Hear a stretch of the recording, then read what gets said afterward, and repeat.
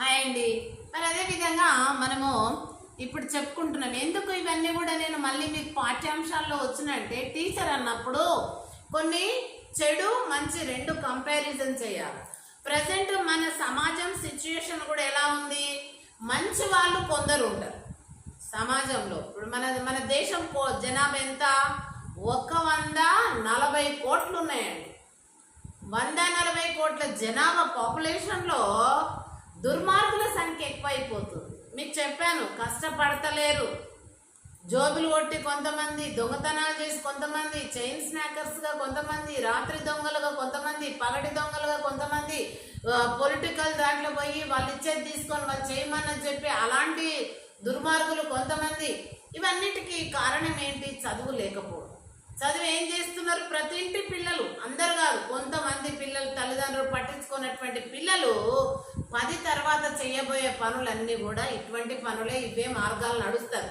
కాబట్టి ఆనాటి కౌరవులు మరి ఈనాడు ఉన్నటువంటి పాలనా పరిస్థితి ఎలా ఉందో ఆనాడు కౌరవులు ధృతరాష్ట్ర మహారాజు యొక్క పాలన అధికార దాహంతోటే కదా తన కుమారులను మరి ఏమీ అదుపు చేయలేక కుమారులు చేస్తున్న దుర్మార్గాన్ని సహించాడు తండ్రి. కాబట్టే ఆ రకంగా చివరికి నష్టపోయి నాశనం అయ్యారు. మరి అదేవిధంగా మనం గ్రహించాల్సింది సమాజం మనది. కాబట్టి అదేవిధంగా పాండు మహారాజు పిల్లలను ఆయన ఎలా పెంచాడు అనేది మనకు ఎక్కువ లేదు, కానీ ఆయనకు రాజ్య పరిపాలన లేదు. పాండు రోగం ఉండింది, తెల్లగా పేలిపోతారు చూడు, రక్తం లేకుండా, అలాంటి రోగం ఉండింది.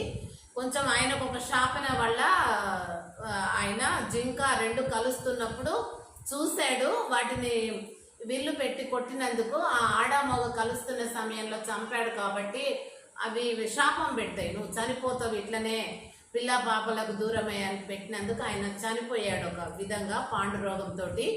అందుకని ఆ యొక్క కుంతీదేవి పిల్లలను మరి ఎంత కష్టపడి మంచిగా పెంచింది అన్నది అక్కడ మనకు అంత అది కాదు, కానీ వాళ్ళ పెరుగుదల మంచితనం అనేది వాళ్ళను కష్టాలను అనుభవింపజేసింది. తిరిగి వాళ్ళు విజయాన్ని పొందారు. ఇంత మంద బలము, అధికార బలము, తర్వాత కండ బలము, అహంకారము ఉన్నటువంటి కౌరవులను చివరికి మట్టి పెట్టింది మంచితనం. మంచి అంటే పాండవులు, చెడు అంటే కౌరవులు. మన సమాజంలో ఇప్పుడు కూడా మంచి చెడులు ఉన్నాయి. న్యాయంగా బ్రతికే వాళ్ళు పాండవుల లాగా కష్టాలు పడుతున్నారు, అన్యాయంగా బ్రతికే వాళ్ళు కౌరవుల లాగా చలామణి అవుతున్నారు, వాళ్ళనే పెద్ద స్థాయిలో ఉంటున్నారు. మెయిన్ ఇవి రాజకీయంలో పొలిటికల్ అండి. పార్టీలో అధికార పార్టీలు సరిగా